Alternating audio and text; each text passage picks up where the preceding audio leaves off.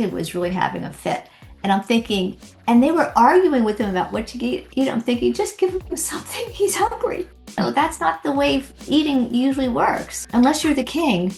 You know? But if Mm. possible, I'd like to do this more ho-hum. Like it's not like Hmm. every bite of food has to have, a birthday party thrown. Yeah. We want them to think, well, we eat and then when I'm done eating, then I'm ready to go outside.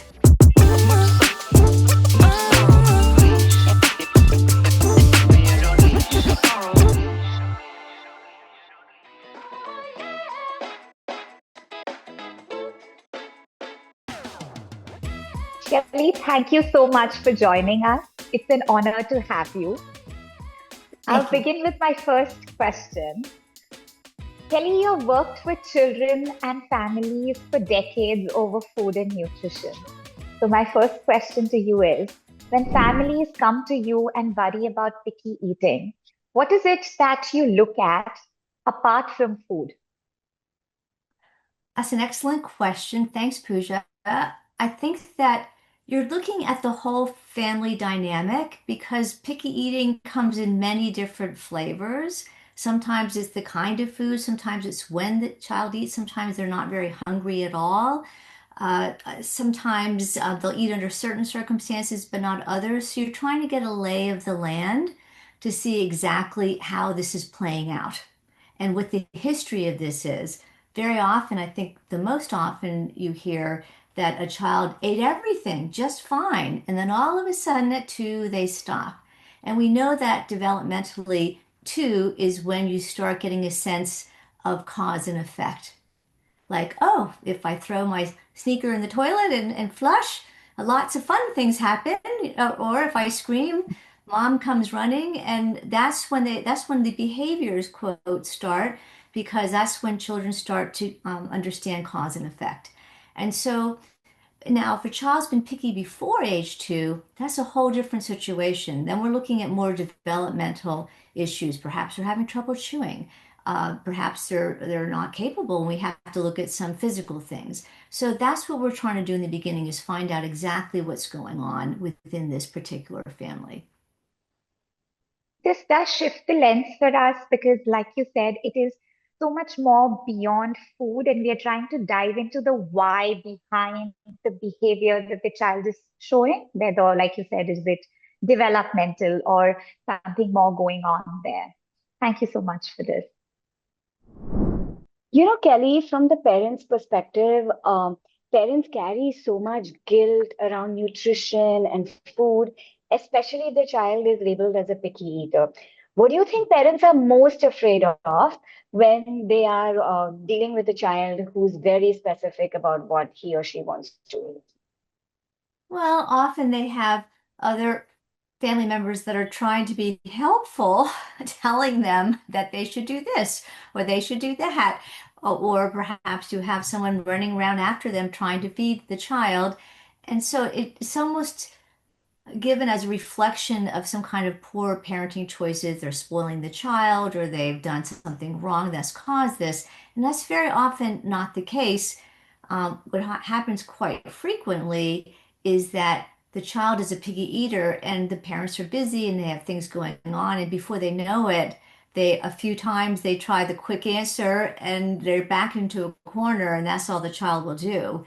And so there's not a lot of room. There's not a lot of wiggle room if you start going down a dark road with this. So I think that feeling guilty doesn't help at all. I mean, the parents are often trying very hard. And of course, if they're coming to see you, they're very concerned parents and responsible parents if they're asking the right questions. And I'm hoping that that doesn't stop parents from coming to see somebody and get the help that they need. Hmm. Yeah, it's important to reach out and get the help that you need, whether it's from family or from an expert. And like they say, it takes a village to raise a child. I think even when it comes to food and nutrition, one needs all the help that they can get. Well, I think it's very important to remember that because many children that develop picky eating at around 2, this is very developmentally common. And it's one of the few things they get to do. I mean, you make them go to school, you make them wash their hands, you make them, you go to bed, you make them do all this stuff. But one thing they can do, darn it, is close their mouths. And when they get to this point of two, where they're trying to find out how much power they have in the world, they realize, they can't make me do that.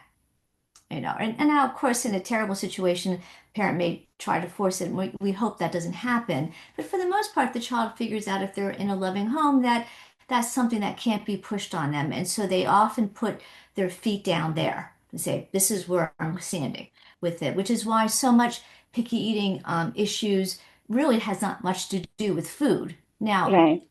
yeah, for kids at the Gateway School, a lot of times, I would say most of the time, there are developmental challenges that make the child make these choices. Of course, if you were being asked to chew something you weren't able to chew because you had a tooth problem or something, of course you would spit it Hmm. out and refuse and have a fit and all that. So that's just logical. They're giving us a message with that. But if they're developmentally on track otherwise, and they're suddenly a two, rejecting food and saying, I don't want it this way or I only want it that way, that's pretty much developmentally normal. And you have to have the behavior issues to deal with that, to realize what they're trying to do and give them some things they can have control over, not completely everything they eat and not running the family in a circle trying to please them so they'll eat. Hmm. Kelly, from your experience, how does sensory sensitivities like sound or smell or texture or even visual clutter impact a child eating comfortably? Well, I think that it affects all of us. I mean, nobody wants to eat a pile of mush, brown mush that smells bad, and has a bad, bad texture to it. So I think that, but I mean, of course, those are very individual things. They're culturally derived. They're your experience derived. I mean, mostly we've learned about eating behaviors that you pretty much eat what you're used to eating. I mean, you eat what you grow up eating. I mean, and so the kind of conundrum with the picky eater is they won't eat it, so they can't learn to like it, so they won't Hmm. eat it. And so that's what you're trying to work out is that, of course, most people that live in a certain area, they eat certain vegetables and they eat certain spices and they go somewhere else, and if they haven't had them, they taste odd and different. And so it is really an interesting phenomena. And eating is one of the most sensory complex of all the things you do. I mean, Hmm. you go outside and you feel temperatures and you do some things, but eating involves everything, the sound, the smell, the texture, the temperature, I mean, everything you could think of sensory wise, food has is a sensory cornucopia of stuff. It's just everything. So no wonder that children that have sensory issues and are overwhelmed by sensory data get overwhelmed by food because there's so much of it. Hmm. Kelly, before this, when you were talking to Alicia, you mentioned picky eating starts early sometimes as young as 2 year olds, right? Children are developmentally young. And if they have had certain conditions like surgeries or reflux or any other structural anomalies, how does that impact their long-term relationship with food as they grow up? Well, it's a serious problem because I've seen a number of children that were considered incorrigible picky eaters, and it turned out they couldn't chew up the food. And so you Hmm. look for certain symptoms that they're having trouble developmentally moving on. So one very obvious symptom that you know well as speech therapists is they don't move on to more complex textures. They stick to mushy food or things that or what we call meltable foods, foods that like crackers or chips that you can just put into your mouth and one little bite and then they dissolve down. And that doesn't require them to do the chewing and the tongue movement and the swallowing kind of concert of things that if it goes well developmentally, of course, you never think about it. But you're trying to coordinate your breathing and your chewing and your swallowing and all these different things. And some kids just don't naturally develop that. They gag easily. That's another symptom. A child who's gagging very often and very easily. So if they have not moved on to age-appropriate foods ever, if they stick to very, or sometimes they just want crunchy foods where they can feel the food in their mouth because they have a tough time doing that, that would be a symptom of a problem that probably requires some other issues. And it doesn't have to be big, like surgery. Mm. It could be a tongue tie. It could be Mm. it could be just autism and other kind of developmental sensory issues that just make the whole thing overwhelming. So people think, well, nothing big happened, and sometimes I've had people that it was just a structural anomaly where they had a tough birth where they were squeezed too hard through the birth canal and Mm. their bones are all kind of crunched together and they just don't have much movement. So there's all kinds of ways that this can happen. Wow, there's so many factors, Kelly, and so many things that one needs to consider when we're looking at, picky eating, and we have to look at it so broadly and really think about the why when we are looking at picky eating.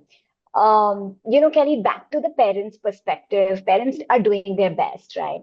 We spoke about how they carry guilt, and then we spoke about like it's best to get help if they feel like they need that kind of support. Uh, so in all of this, parents are, usually trying to push their child like one more bite, just 5 bites, eat this, and then we can get some dessert. Do you think that impacts a child's relationship with food, this kind of pressure, if we may call it that? Well, yeah, there's so many factors that impact, but you're looking for that sweet spot between not too little pressure, not too much pressure, because Hmm. it's sort of the old conversation we have about stress. People say, oh, we shouldn't have stress. But actually, they find in situations where people have no stress, they don't do well. You have to have a little bit of stress. I mean, you have to have something pushing against you to move you forward. And so for kids, you have to give them some structure. They're starting to learn. And again, when they're two, they're figuring out how much of the world do I get to control? So you have to find some balance with it. So I think making a certain amount of firm and friendly requirements. I mean, you don't let them go to bed without brushing their teeth. So why Hmm. would you let them, not eat their vegetable? I mean, you want to encourage them without forcing and causing a power struggle by setting up a friendly structure like you would ask for anything else. I think that food has been put in like a magical category that, oh, we're going to cause an eating disorder if we require them to eat a couple bites of vegetables. Well, if they're not eating anything, they already have an eating disorder. It's just not the other with the eating disorder.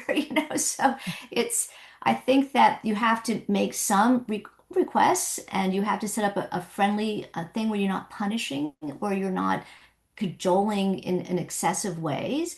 But there's nothing wrong with suggesting and training them and letting them know, because if parents don't, I'll tell you who will do it, the food companies, and they're not going to Hmm. give them healthy choices. Hmm. There's so much, and not only the food companies, social media, there's so much junk out there about what to eat and how to eat. And you're going to make yourself kooky trying to keep up with Hmm. it or the latest trend or whatever. And if you just leave it all up to the wind, well, then the other forces of nature and financial interests are going to make those decisions for you. And the food they develop for kids, a lot of it is a junk, is complete, Hmm. junk. So I think you have to kind of step it up and you'll make some mistakes and that's okay. That's okay. I think what you said must be giving parents so much relief because they feel that, oh, are we forcing our children all the time? Should we step back? When should we do it? When should we not? So, like you rightly said, that balance between when to give in versus when certain expectations and structures are non-negotiable is such a big thing. Yeah. Yeah. I think that we've actually swung a little bit to the we can't make any demands or we'll give them an eating disorder. And what's Mm. happened is we've given them a different eating disorder, which they run the world. I mean, I don't want parents, it's just as bad to have parents having to make three different meals for the family, one for Avi, one for Pooja, one for dad, one from I mean, this is crazy. We don't want to have that either. Hmm. Yeah.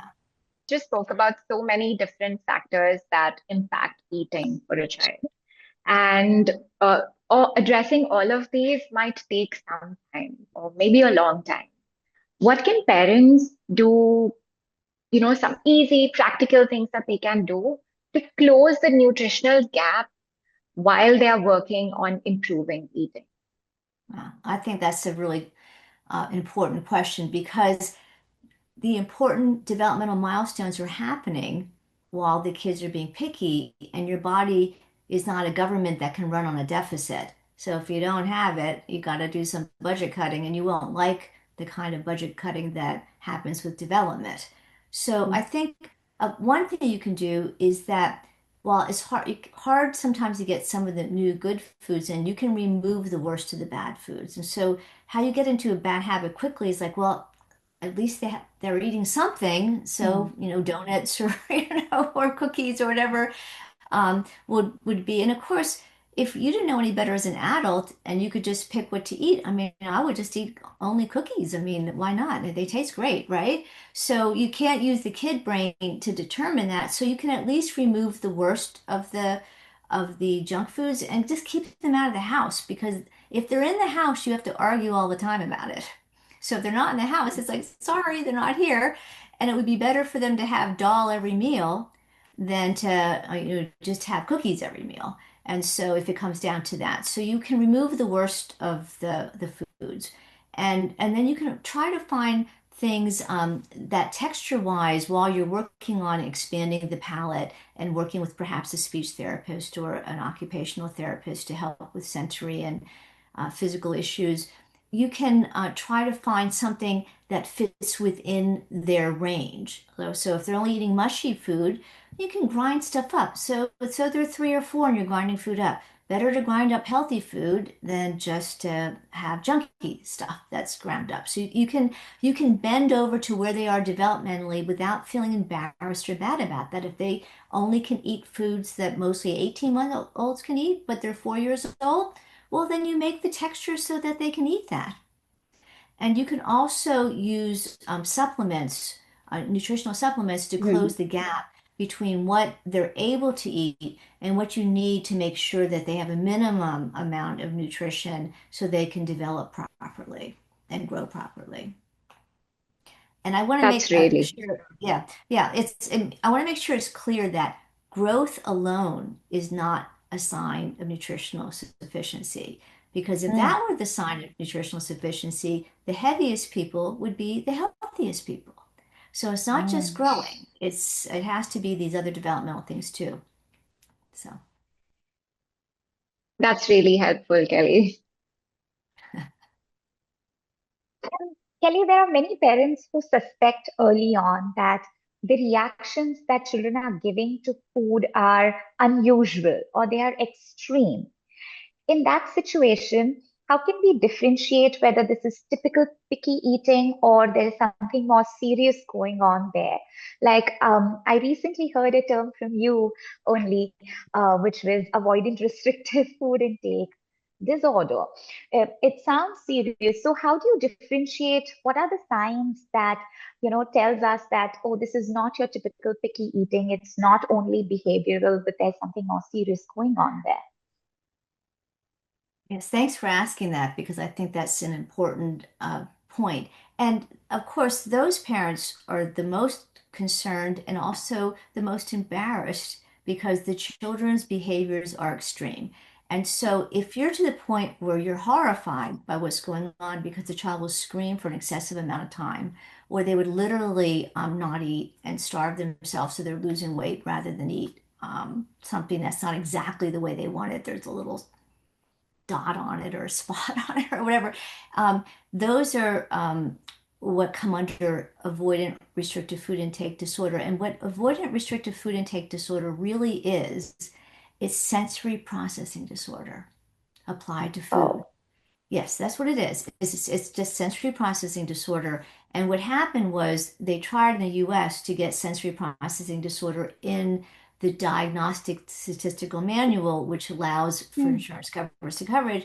And they said, no way, Jose, we don't want to cover this. We don't want to deal with it. It is too broad. Too many people will say they qualified. They could see the money running out the door. So they said, no, no, no. But they quietly slipped in ARFIDs, which is really sensory processing disorder, but is showing up in the place where there's so much sensory stuff, which is food. And the mm, kids, it's not an eating disorder like I'm afraid I'm not thin enough for my bathing suit. It's not that kind of eating disorder. It's an eating disorder where I would rather not eat than eat mm, something that's not exactly the way I want it. And mm, I'm going to have an extreme example, like I'm going to die on every hill about it. And that's kind of what it looks like. So these kids are suffering from now malnutrition sometimes. Sometimes they're not growing.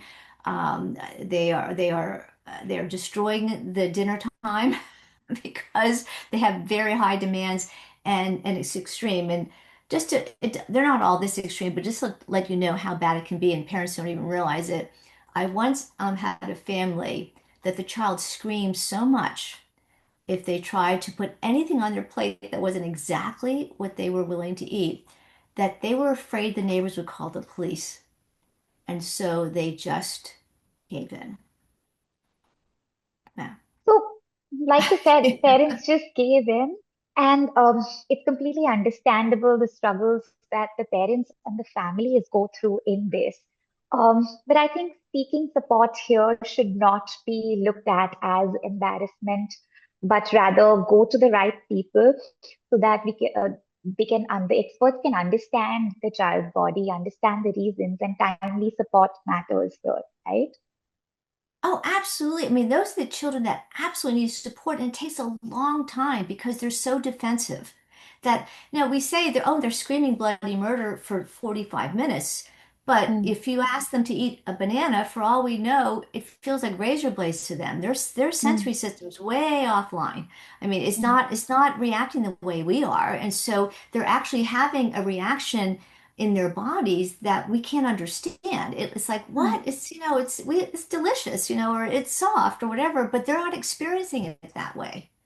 That's what sensory processing disorder is. It's you're experiencing life two standard deviations out of where everybody else is experiencing it.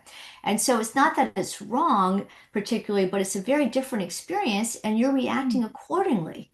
But mm. it's not functional, if that makes sense. Yeah. So that they're misreading the data and they also don't know how to collate it and put it into perspective. And so the world is a scary and painful place for them in many ways, and they react accordingly. So you're consulting an expert or maybe a team of experts, depending on where the breakdown is, and also supplementing the nutritional needs to ensure that the child is getting what the child needs. Yes. Among in this whole purview, we're working with the sensory needs and ensuring that the child is getting enough nutrition. Right. So, for example, if they're really stuck on soft things, I mean, there's all kinds of ways to fortify drinks and smoothies and soups and to make them palatable. You can do a Mm, trick like for some kids, because they can't find the food in their mouth, you can make it more flavorful. You can, I mean, we're sometimes afraid with these kids to add flavor because they're so fussy. But what's really odd is that so we give them the pablum like applesauce and porridge and oatmeal and ugh, kind of goo. mm, And sometimes mm, what they really want is curry and mm, spicy things because they can find it in their mouth then, or mm, more mm, salt.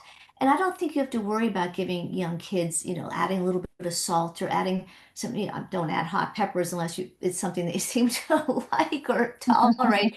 But if they're not, if one thing's not working, you can mm, try adding some more flavor. This is where looking at the individual child can help and see if that helps them find it in their mouth and make it more interesting. And I find that helped very often that a child would be so fussy that the parents would have them on the plainest or sweetest foods. And we tried like pickles and things that were very, very flavorful that most kids didn't like. And that was wonderful. That worked great. mm, And, mm. nobody thought of that because you always think of the kid menu, which is blah. Mhm. Or sweet, So yeah, so don't be afraid to kind of try some other things. So this fit happens through trial and error. You're offering your child different things, you try, you're okay with them not accepting it, then you're like thinking about what next, what might work. You see what preferences they gravitate towards. Is that how you do this? How do we find a good fit? Well, Um, I'm a little bit hesitant. That's been the old advice, is that you just put out a, smorgasbord of food, and surely they'll find something they like. But not with Mm, kids with sensory issues. I had a parent mm. once do that for 7 years, and the child never Oh, finished wow. one of the foods. Yeah, and so because that's been the common advice, and for a child that's typically developing, maybe that will work to some extent. But with the food the way it is now, and for kids with the kind of sensory issues they have, they just say no. They will eat the same thing over and over and over again. So I find the best thing to do with help if you need it, and don't be embarrassed because you probably do need it if you have a child like this, is that you want to try one thing and do it repetitively and Hmm. Mm, ask for a small change. So like if eating oatmeal, you're not going to say, let's eat carrots. You can look for something that's into the oatmeal. mm, Maybe we'll try a soup with a similar texture, and you just want them to have one bite, and then mm, the parents and the therapists are better at this because they're not as attached. They don't feel guilty that they've done something wrong, but you have to tolerate their discomfort when it's a sensory issue. So the first time you have a new food with a sensory issue is, oh, that's terrible. You get it away from mm, me. And we're not asking them to chew through a buffalo here. We're just, trying one bite of something that's similar to what they're already doing. And then when they gag and they're upset and they're a little distressed, that's it. And then the next day you do it again, the same one bite, not a different food. We don't jump around. So because we Hmm. mm, can't build any, you can't build any foundation if you're going, oh, Hmm. today it's peas, tomorrow it's carrots, the next day it's dal, the next day um, so you want to find one food and you want the child to know it's coming because when a child has a sensory issue, they don't like new stuff. They don't want mm, different stuff. So you want to know, we're doing food homework that, Marin has suggested when at school today, and we'll make a little chart and, we'll give them as much power as we can over how they do it, or give them a choice of two things. Do you want to practice eating this or that? But we don't want to give them a plethora of choice. We don't want to give them Hmm. gigantic amounts of choices. That shuts people down. And then we have to help them by having a natural consequence or some reason for them to do it. Because if you can just close your mouth and nothing happens, why should you do something hard? I mean, if you're a 5-year-old and someone's asking you to do something hard and unpleasant, and you can shut your mouth and absolutely nothing changes, sounds good to me, mm, And that's basically what does happen because we don't want to punish the child, but that doesn't work. But we have to have some kind of natural consequence. Oh, when you're done with your food homework that Alicia, gave you at school or whatever or the doctor said, or however you want to structure it, then we're ready to play outside. Then we're ready to watch our show or play a game or read a book or something that is appealing to the child. Just like you wouldn't let them run outside in a place with sharp objects without their shoes, you wouldn't say, "Oh, okay." You'd say, "Well, when you put your shoes on, then we're ready to go outside." Well, when you're done with your food homework, and trying our one bite, and you help them to tolerate that slightly hard thing. And Hmm. then the so, speech therapist step in and tell them what's appropriate. So you help the parents decide what's something the child can chew and eat so that they can be successful. I'm sorry, Pooja, what were you going to say? yeah, so I was just trying to summarize. You've given us so much valuable information here. What I gathered is that what you're saying is consistency is key, and we go slow and help the child experience as much success as they can, whether it is through rewards and reinforcements or something motivating. But experiencing success, keeping it consistent, and going slow is what might work, right? Right. And giving them as much power to pick, what they're going to work on. If they say, no, I'm never going to do it, then you say, that's okay. And you move forward anyway. I'll pick this time. You can pick next time. And you keep it moving along. And you expect, if the child is old enough to understand this, their language is good enough that they can understand it, you would want to let them know, it's normal to gag the first Hmm. time. It's Hmm. it's normal that it feels bad and weird and strange. It's just new. And the second time it'll feel weird and strange, and then the third time it'll feel maybe a little bit less weird and strange. And so you want to be doing this at least 10 times, maybe 2 weeks for one bite. And if the child doesn't absolutely hate it or have, is not throwing it up, at that point, you go to a second food and a third Hmm. food until you build a repertoire of things that they can try. And then you want to make sure you reintroduce the first food a little here and there. And I think it's important for parents to know it doesn't have to be their favorite food. They don't have to love it. They just have to tolerate it. I mean, do you eat your Hmm. favorite food every single day? No, I mean, but you eat foods that you like and you want them to like it. But this idea that it has to be only their absolute favorite food at every moment is, that's not the way eating usually works, unless you're the king. Then you're allowed to eat your favorite food every day. But if you're like a regular person like the rest of us, sometimes you eat foods you like, but they're not your favorite foods. Yeah. This is a question that is popping in my head right now. Is it okay to offer favorite foods as reinforcement sometimes? Like, oh, if you eat this, you will get your favorite food next. Is it okay to do that? Or, You can do that. I like to, I'm kind of picky about this because I think that it's important. I like to structure it as a natural consequence of when then, Hmm. Hmm. because I mean rewards have their place, and if we get really stuck with rewards, I'll go there. But if Hmm. possible, I'd like to do this more ho hum. Like it's not like Hmm. every bite of food has to have, a birthday party thrown. You know, Yes. it's like it's Yes. like, the reward, for example, if you don't show up to work, you don't get paid. That's Hmm. a natural consequence of what happens. And so you show up and it's not a reward. It's just what Hmm. happens. If you don't put on your coat and it's very cold outside, you get chilly. So you put on your coat. I mean, we want them to think, well, we eat and then when I'm done eating, then I'm ready to go outside. Hmm. When I'm done eating, then I'm ready for the next thing. If that now the weight school has some very complicated situations and developmentally tricky children, and so this is not always possible. Sometimes a reward and the reward sometimes that's okay is dessert. I mean, a lot of these kids love desserts. They'll eat any Hmm. cookie or any ice Yes. cream or any whatever. And I set that not as a reward, but you're not ready to eat dessert because you haven't had your healthy food Hmm. first. Right. So when you're done with your healthy food, then you're ready for dessert. Not, if, not eat your healthy food, you can't have dessert, or Hmm. or Hmm. here's your healthy food. I mean, here's your dessert if you eat your healthy food. It's more like, Hmm. of course, I mean, as an adult, you don't generally eat your dessert before your healthy food, right? And so it's just you're kind of set up that structure. got it.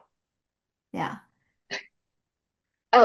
Kelly, many families worry that if they don't provide their children with meals at appropriate times, the child won't eat at all. So, how does spacing meals or snacks affect the child's appetite or their wish to want to eat? That's a really wonderful question. And especially with young children who have sensory issues, that hunger signal is one of those signals that they're not so hot at understanding and getting on time. And if you wait too long, that ship has sailed. And I've Hmm. seen this happen. I was at a restaurant once and I felt really bad because this kid was really having a fit. And I'm thinking, and they were arguing with him about what to eat. I'm thinking, just give him something. He's hungry. He was so hungry he couldn't think. I mean, he was just whining and crying and whining, and they were trying to negotiate with him and have a conversation with him. I'm thinking, just shove some food in his mouth, you know. And and sure enough, I mean, after like it must have been 20 minutes of them trying to figure out what he wanted, and of course he couldn't articulate it, and they finally got something that he ate some food and he calmed right down. Now, luckily, if they had gone a few more minutes, I think it would have been beyond saving. Mm. And that's what happens when you get overly hungry and your blood sugar gets soft. And these kids are just, they're just like in their reptile brain at that point Hmm. and unreachable. And so I think this idea, oh, they can just wait a half an hour. Well, some kids can, and a lot of kids can't. Mm. And whether they're developmentally on track or whether they have some sensory issues that make this tricky. If they have sensory issues, you better just put them on a schedule because they can't tell you. In fact, sometimes they just don't feel hunger at all to tell you. And by the time they feel hunger, it's because you figured it out because they're crying so weirdly and strangely or so unreasonable that you, oh, they're hungry. Yeah, so. Yeah, they're not little adults that way. I think, believe it or not, that for a lot of kids, it can take them until they're like 11 or 12 until they're really good at it, getting these hunger signals right. A lot of kids will run around and play. I mean, just typically developing will run around and play way past when they should stop and get something to eat. And then they come in and they're bears. Mm. So, yeah. I know that about my granddaughter who's 3. I know that she has to eat at 5 o'clock. If she doesn't eat at 5 o'clock, it goes straight downhill. And I mean, she's lovely in every way, but I've learned that if I put it off for things we're running around and doing other things, it just doesn't go well. Kelly, how I'm thinking about the body clock, like maintaining a schedule and a structure with food. Does it then help to set your body clock that you're kind of hungry at the same time? Like, how does that work? Well, that's a very good point because basically what happens is your body loves routine. Not everybody loves Mm. routine, but your body loves routine and it runs on a circadian rhythm for many things. And we can bend that some, especially as we get older and if we have good sensory regulation. But for people Mm. without sensory regulation, what you can do to help them, since they can hear the clock, you can Mm. help the clock regulate them. And Mm. so since they can't tell they're tired at 10 o'clock, you put them to bed at the same time so that hopefully they start to entrain and regulate that internally. I think that the technical word for this is interoception, That's right. right? Which Yeah. Mm. is right. Mm. Yeah. Yeah. Yes. And so that can help with that. So if a child, if you know your child can't tell you until they're completely fried, then you feed them lunch at 12 o'clock or whatever time they eat and get their body and train to it. And then over time, they might be able to, just because of the rhythm. I mean, you can do that with animals too. I mean, animals know exactly what time you're feeding them. They're sitting, Yeah. I mean, my daughter's dog is sitting by the food bowl at exactly, 4:30, so you know, and so yeah, so they can get entrained to that. So, Kelly, I have a question about the quantity of food. When my son Kian was little, um, I was always worried, is he eating enough? And we had those plates back then, like those different sections, and it was like a game. And then you reach the end, and there's some kind of reward at the end. So there was like some 15 sections, and I know that he's eating 15 bites, and that kind of reassured me. Thinking back now, I don't know if that was a good practice. And like, but this is legit. Like parents are thinking about is my child eating enough? How much should I be feeding my child? Did it work for you? Mm. That plate actually did. I think like it got him to sit down and eat. He was a cruiser. He would walk around, and like that plate actually got him to sit down and eat. And also the Yes. visual of like 15 bites, and then I get the reward at the end, which was It a worked piece for of you. I mean, it candy. worked for you. You regulated him. You found a way to help him regulate when he couldn't read the regulation himself. So I think that's great. I mean, there's not one way to do it. I mean, sometimes, I mean, occasionally we do things that we live to regret later, like putting uh, some kind of TV thing in front of them or something for these kids who are so dysregulated they can't sit for 10 minutes. I mean, I know that sometimes we fall into these things and they're helpful at the time. They're very helpful at the time. And then sometimes you have to break them later. But it sounds like what you did worked just great for him. So until you could figure out, now? Is he regulated? Did he regulate himself now? Yeah, like he's 12 now, and like Yeah. he eats with Yeah. the family and everything. It's just Yeah, so that was just kind of so it worked great for you. So I think that's wonderful. Yeah. but like I think how do I see parents this. Yeah, sorry. Sorry. Continue, Alicia. Then yeah. How do parents know if they're feeding their child enough? Like that's they're always worried about, is my child eating enough? Well, if they're growing, if they're gaining weight, if they're not crashing and burning a lot because they seem to run out of fuel, I think that they're Hmm. doing just fine. I agree that it's difficult when kids don't have hunger signals that they can depend on, and they'd Hmm. rather just not, or they would rather play with their Legos than eat. They can be tricky. So I think you came out with a very clever way. It's very hard to figure out how much somebody needs from the outside in if their regulation doesn't work at all. And what we usually do is we take a stab and set up like you did. You did 15 bites, and if the child is not gaining enough weight, then we make it 20 bites, or whatever. Or if they're gaining too much weight, then we cut it down to 12. I mean, we try to adjust it up or down because it's not just there's not like one calorie level or one level. It depends on their metabolism. It depends on some genetics. It depends on how much they run around. I mean, it depends on a lot of things. Hmm. Yeah. So, Kelly, as you and Alicia were talking, there was this thought that popped up. Even as a child, like I remember, I was not a sit-down eater. So, what my mom would do was she would take me to the park or the beach, or she would let me roam around in the house. And whenever I would come back to her, she would put a bite in my mouth. Sometimes even screens.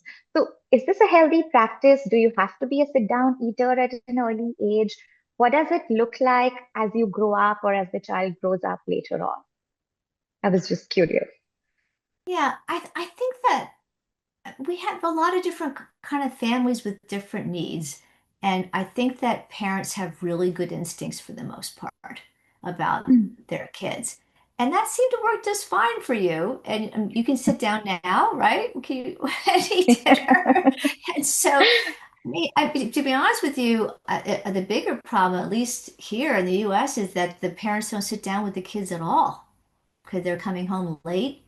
They're working late and Hmm. they're coming home late, and so they're eating with babysitters or eating on a completely different schedule. So, but when they're very young, I think that you have to figure out, sort of where they are.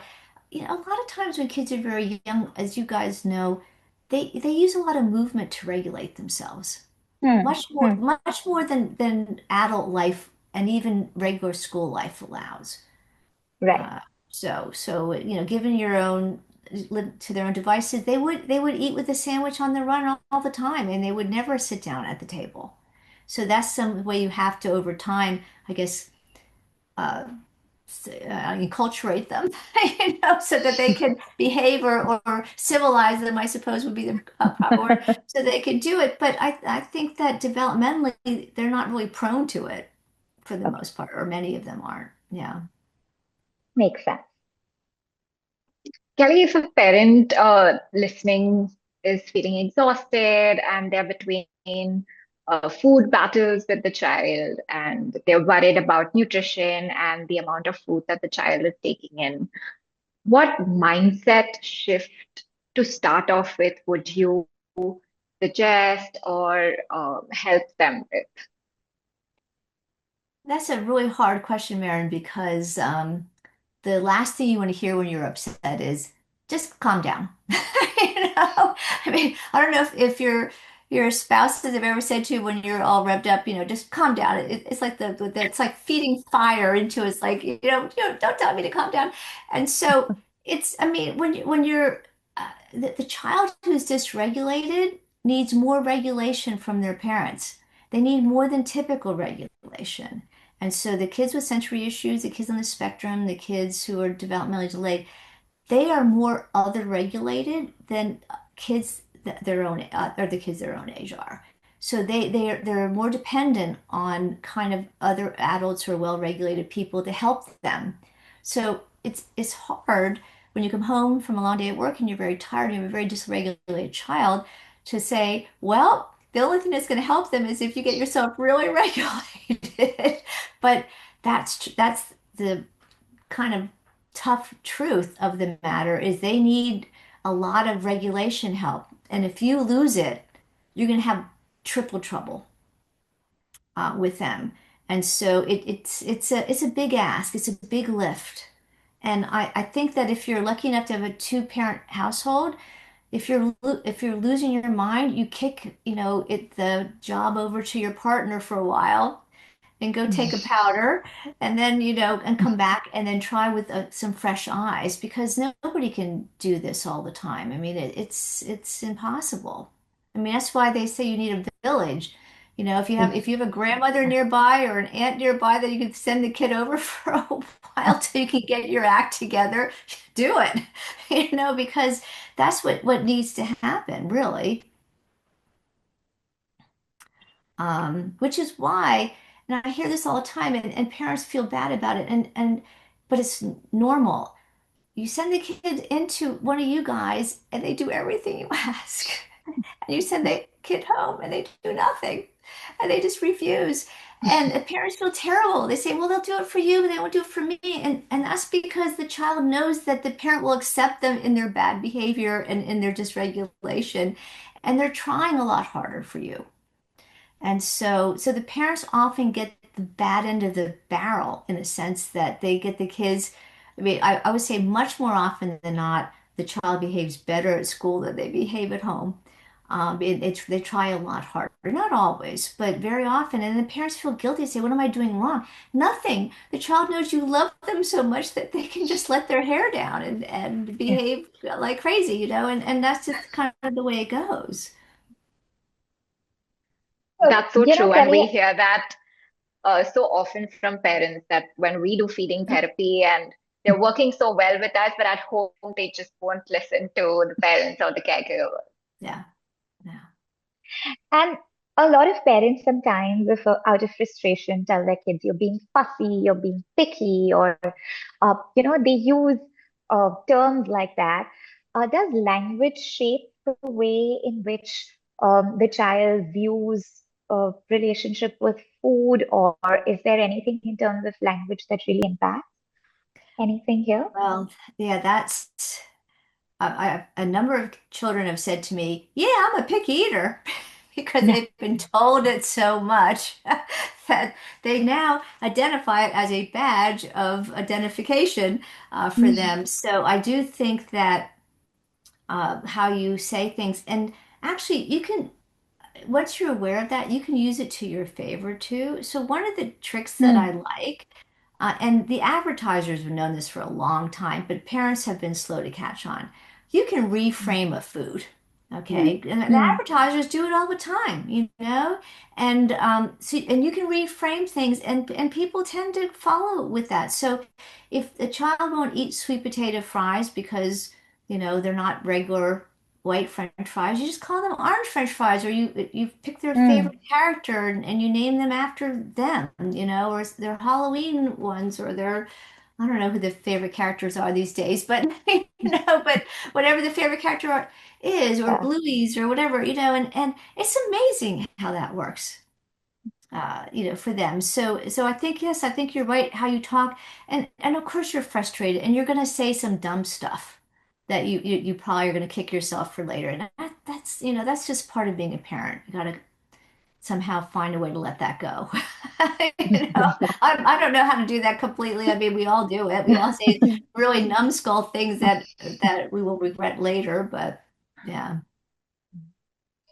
Kelly, you have given us so much insight and so much perspective. I have one last question for you. According to you, what does healthy relationship with food look like? Well, it looks not like a job. It looks Mm, like something that's fun. It looks like something you look forward to. It looks like a nice part of your life, not a stressful and frustrating part of your life. And it looks adventuresome, like, "Oh, that looks interesting. I've never had that before, but I would like to try it." And then it's fine if you say, "No, I did not, I don't care for that."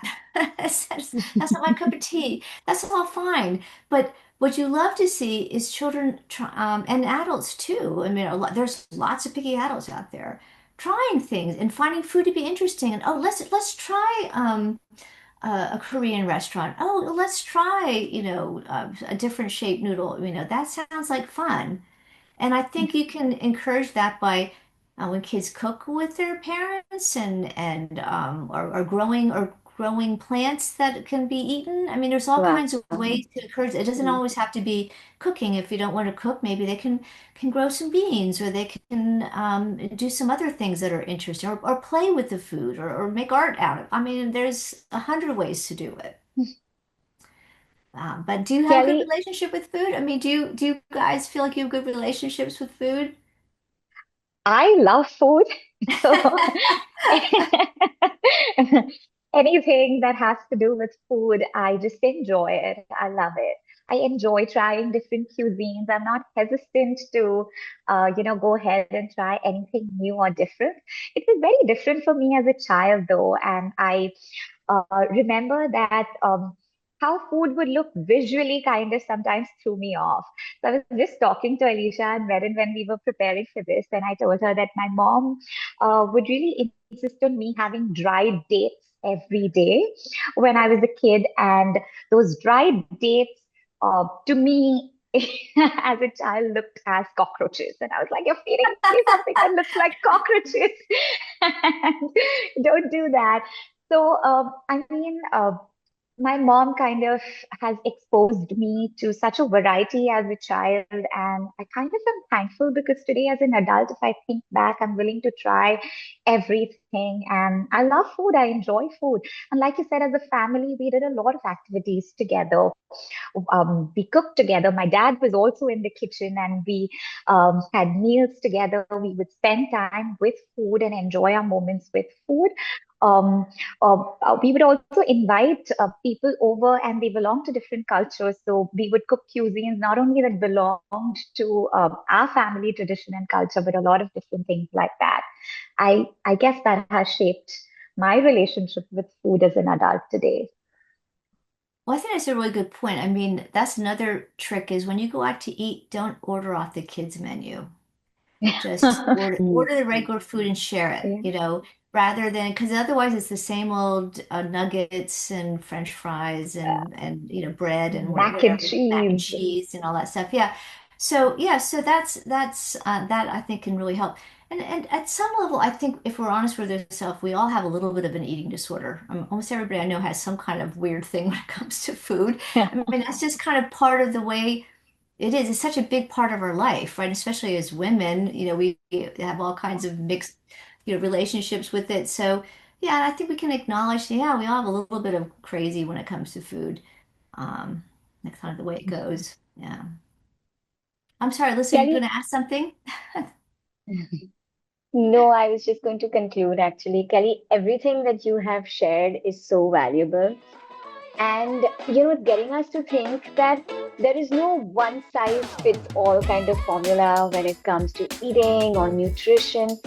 And it's a lot of like being creative, a little bit of innovation, thinking that a lot of trial and error. And I think at the end of the day, also being kind to yourself, um, and acknowledging that this is not an easy process, especially if you're working with a picky eater.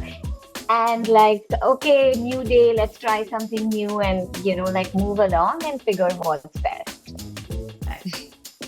That sounds good. Thank you Thank Thank you you, so so much, much. Kelly. Kelly, for joining us. Thank Well, you. thanks for having me. It's good to see you all. And let me know if anybody has any questions. And thanks for putting this together.